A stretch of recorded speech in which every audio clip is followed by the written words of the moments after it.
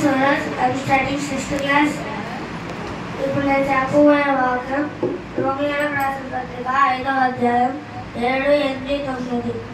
నీతిమంతుల కొరకు ఎవడైనా ఒకరు చనిపోవునా అడుగు.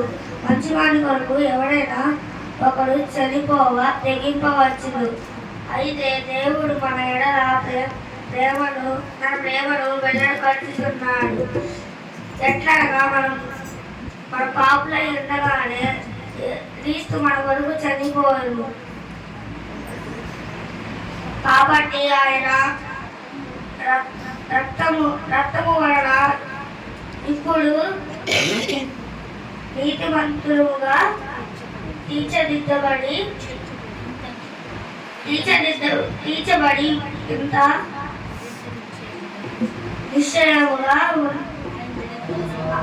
ఆయన ద్వారా ఉగ్రత నుండి రక్షింపబడును. ఆమేన్.